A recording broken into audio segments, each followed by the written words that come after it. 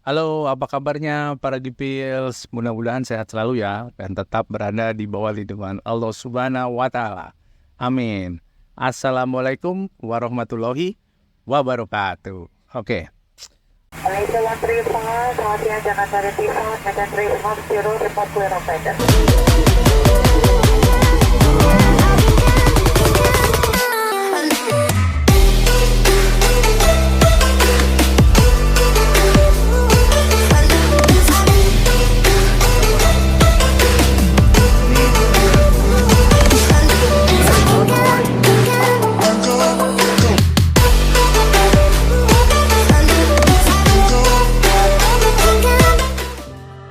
Para Gipils, di 2 episode yang lalu saya sudah menceritakan tentang pesawat. Nah, di episode kali ini saya masih akan bercerita tentang aviasi, namun bukan bercerita tentang pesawat, tapi saya akan sedikit bercerita tentang misi penerbangannya. Oke, ya. Jadi tentang misi penerbangannya, di pemerintah sendiri di Indonesia sudah membagi beberapa misi penerbangan ya. Jadi ada di dalam KBLI-nya. Nah, apa itu KBLI?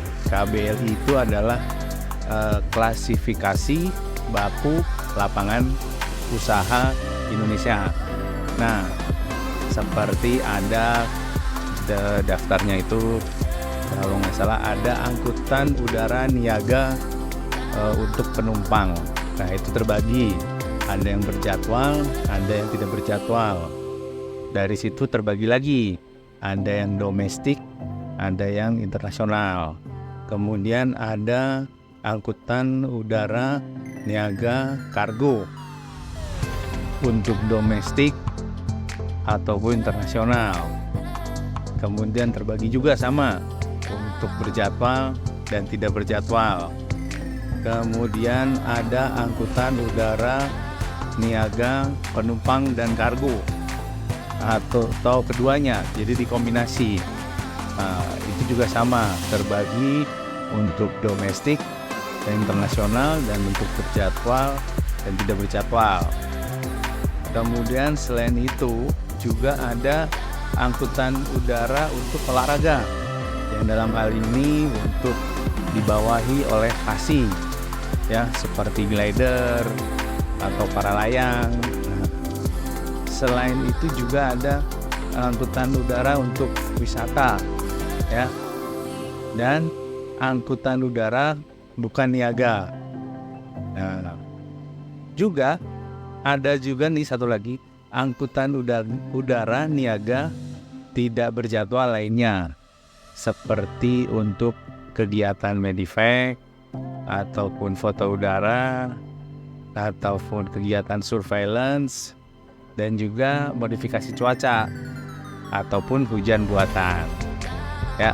Nah, di episode ini saya akan sedikit membahas tentang modifikasi cuaca atau hujan buatan.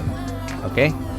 Jadi teknologi hujan buatan ini ya pertama kali dikenalkan di tahun 1946 oleh Vincent Schaefer ya.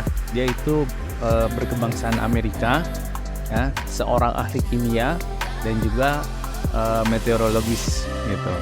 Jadi dia menemukan ternyata bahwa cuaca itu atau hujan itu bisa dimodifikasi ya. Jadi bagaimana cara modifikasinya? Yaitu dengan cara mengubah jumlah precipitation atau titik embun yang ada di awan sehingga menjadi lebih berat, sehingga turunlah hujan lebih cepat. Nah, gimana cara menurunkan hujannya supaya lebih cepat? Dengan menyemaikan zat-zat yang membuat kondensasinya lebih cepat gitu. Salah satunya zat tersebut adalah NaCl atau garam. Nah, bagaimana cara menyemaikannya?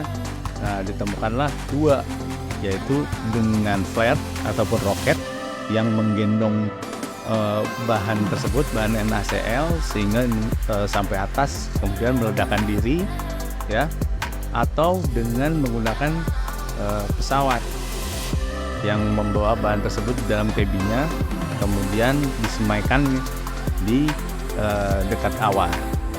Nah, gimana nih dengan di Indonesia, ya? Oke, di Indonesia sendiri itu yang bawa adalah Profesor Dr. B.J. Habibie teknologi tersebut ke Indonesia pada tahun 1977, ya. Percobaannya sendiri dilaksanakan pada tahun 1978 di bawah Badan BPPT, yaitu Badan Pengkajian dan Penerapan Teknologi. Kalau sekarang sih BRIN, Badan Riset Nasional kalau nggak salah, ya.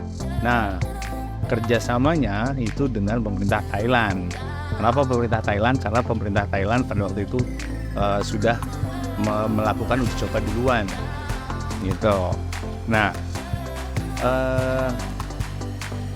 pada tahun tersebut bahan yang digunakan adalah tetap NaCl dan menggunakan pesawat.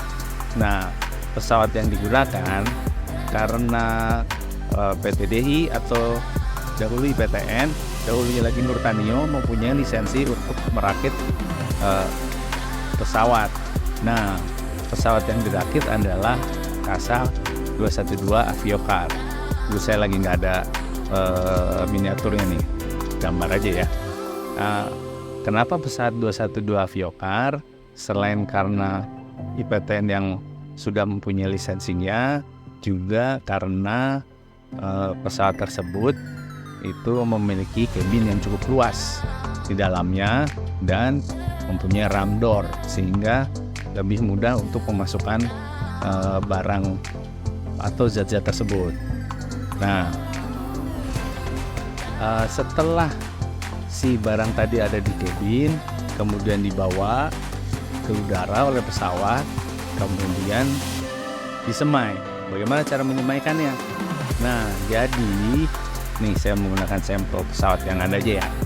Jadi itu di bawahnya ini nih, itu dilubangin, kemudian dikasihlah corong, gitu, corong keluar, jadi seperti knalpot. Nah, ya, kemudian bahan yang tadi itu dituangkan dari dalam kabin oleh tenaga manusia, manual nuanginnya tuh, begitu.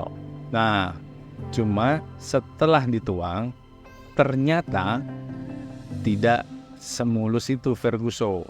Jadi ketika dituang ternyata debu-debu garam tadi yang berukuran mikron itu bukannya tersedot keluar, melainkan balik ke dalam. Nah, setelah itu dilakukan pengkajian ulang oleh tim BPPT, ya, di mana ditemukan bahwa ternyata potongannya harus dirubah. Tuh. Nah, setelah potongannya dirubah, kemudian dilakukan uji coba, barulah berhasil ketika bahan semai tadi yang dari kabin dituangkan itu akhirnya keluar, gitu. Nah, kemudian ujian buatan itu di Indonesia itu cukup penting. Mengapa? Karena beberapa pembangkit listrik, ya, itu ada di bendungan atau waduk. Nah, seperti di Jawa Barat, ada di Sumatera, ada di Sulawesi, juga ada di Jawa Tengah dan Jawa Timur.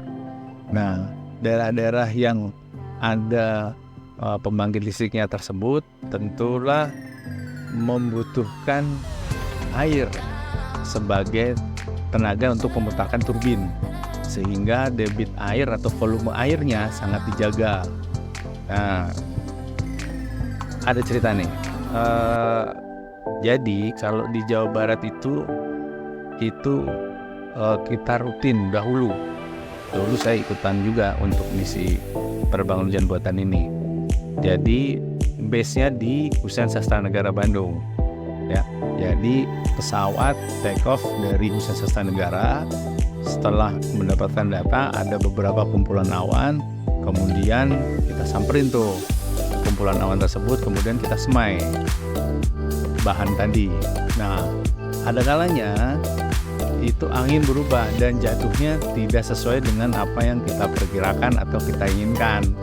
Jadi jatuhnya si awan dan untuk terjadinya hujan bukan di waduk, melainkan di Bandara Husen. Sehingga setelah kita semai, ya, beberapa menit kemudian turun hujanlah di Husen. Kita nggak bisa landing di Husen. Jadi terjebak pekerjaan sendiri sehingga kita harus landing di bandara alternatif. Pada waktu itu kita menggunakan Halim Perdana Kusuma. Ya. Ada lagi yang ternyata jatuhnya bukan di waduk nih, dan juga bukan di bandara, tapi jatuhnya di lahan perkebunan. Jadi jatuhnya di lahan perkebunan, itu perkebunan stroberi. Nah, yang kita tahu stroberi itu adalah tanaman yang sangat peka terhadap air. Dia butuh air tapi nggak butuh sebanyak air hujan gitu. Nah, jadi kalau misalkan dia tanaman stroberi itu kena hujan, dia akan buahnya akan membusuk gitu. Nah, ketika kita semai ternyata hujan itu turunnya di perkebunan stroberi. Nah, setelah landing ternyata kita mendengar dari posko-posko yang ada di beberapa titik itu mereka didemo oleh petani-petani atau warga-warga setempat. Jadi kenapa mereka tahu bahwa itu hujan buatan? Karena si BPPT tadi ketika melaksanakan proyek dia tidak menempatkan satu posko saja di Husen, tapi dia menempatkan di berbagai banyak titiknya, termasuk di perkebunan-perkebunan tadi yang gunanya untuk mensurvei dan melihat potensial awan. Nah, ada kalanya angin berubah tidak sesuai dengan keinginan kita, kan gitu. Di Jawa Tengah juga sama. Jadi ketika itu kita kalau kita mau ngisi ke Kedung Ombo, kemudian Sempor, Gajah Mungkur, Wadas, itu kita di base-nya di Adi Sucipto. Nah, sama ketika kita semai, ternyata jatuhnya tidak di waduk-waduk tersebut, melainkan di ladang tembakau. Sehingga kita juga pada waktu itu ya mendapat teguran termasuk dari Sri Sultan untuk menghentikan proyek itu sementara gitu. Nah, di Indonesia sendiri selain untuk mengisi waduk, sekarang juga digunakan untuk mengurangi polutan atau polusi udara yang ada di Jabodetabek ini gitu. Namun sekarang sudah tidak menggunakan pesawat KASA 212 atau karena sekarang kalau nggak salah sudah menggunakan pesawat Pepper Science 2. Jadi yang di pesawatnya model ini cuma di sayapnya kanan kiri ini ada flare-nya gitu. Jadi si operator yang di dalam kabin tinggal memencet tombol untuk menyemaikan bahan NaCl tadi gitu. Bila dibutuhkan bahan semai yang lebih banyak, biasanya BPPT bekerja sama dengan TNI AU menggunakan pesawat Hercules. Setahu saya itu besar banget tuh. Jadi bahan yang disemai bisa banyak, sehingga hujannya pun bisa lebih deras dan lebih cepat gitu. Ya, mungkin itu saja sedikit cerita saya mengenai hujan buatan di Indonesia. Di next episode mungkin saya akan cerita tentang misi penerbangan yang lain. Ya, baik. Terima kasih sudah menonton video saya. Buat yang belum like and subscribe, boleh dibantu. Mudah-mudahan bermanfaat. Dan juga komennya. Wassalamualaikum warahmatullahi wabarakatuh. Bye.